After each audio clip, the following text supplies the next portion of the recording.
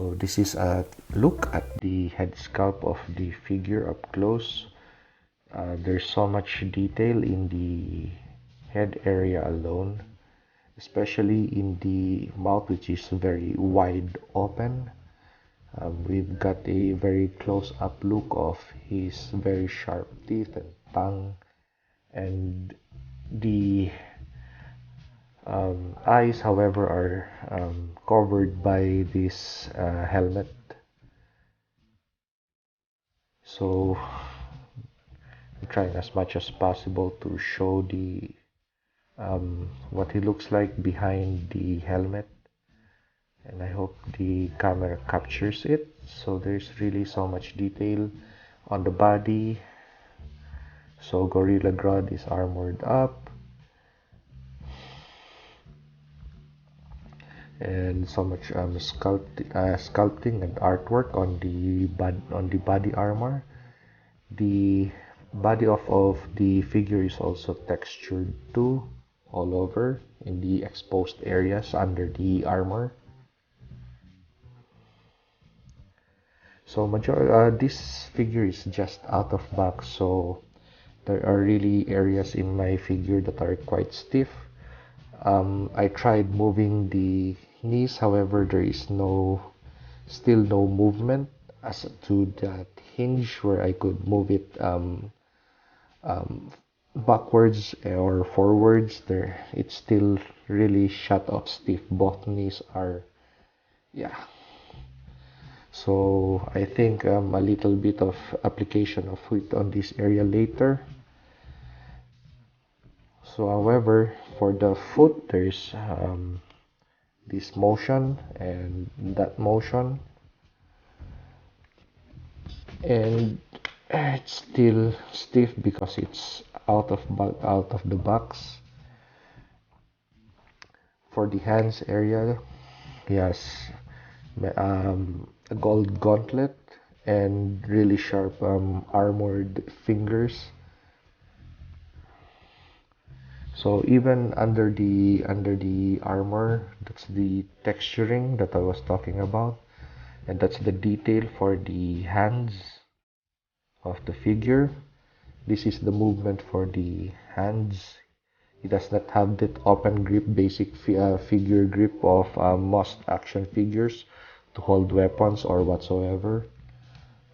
He's got a little movement on the hand area, but yes, that is still really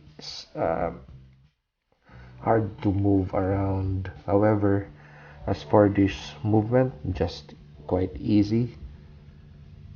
So yeah, I still have to subject this figure to heat to really start to move the joints on this figure. However, I'm really satisfied with the amount of detail that Mcfarlane Toys have put into this.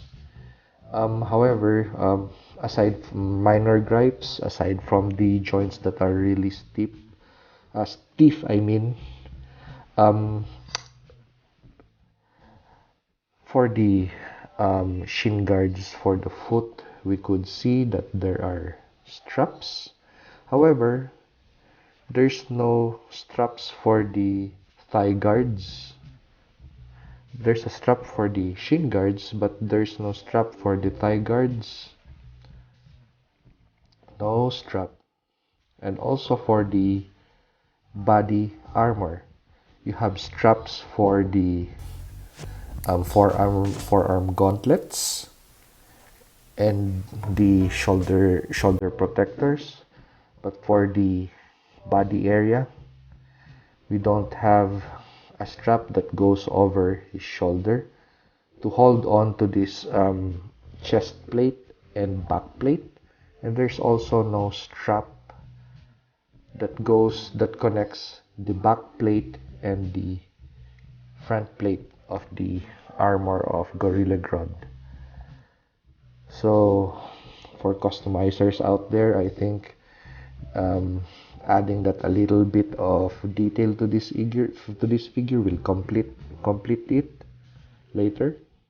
And if somebody could tell me what's the use of this piece for the body armor. Is that a storage area for something? Maybe to hold on to a banana? I really don't know. It's an odd piece for this front plate or chest plate to have this piece. However, for the shoulder parts, I really love the detail, the spikes, and the molded skull. And for the individual, even the small pieces, there's really much detail to it. And I hope my phone camera really does this justice, because this is a very shiny action figure as compared to the Flash, which I also got this afternoon. The color of the Flash is really dull red as compared to Gorilla Grodd. The gold paint on his body armor of the Flash is not as shiny as Gorilla Grodd's body armor.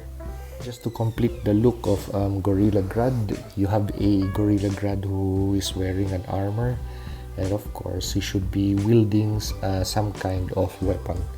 So what other weapon would hold him best in my arsenal of action figures?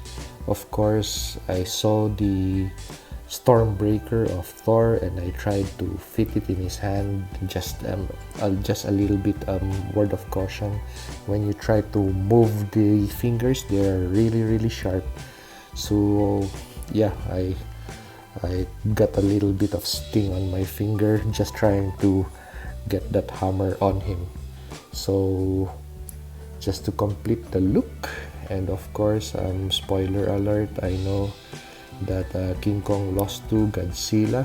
I'm just going to watch the movie tonight, but yeah, I've been warned about what happened in the movie, and if King Kong just had this body armor and that axe, I think he would win. So if you like this video, like, comment, and subscribe.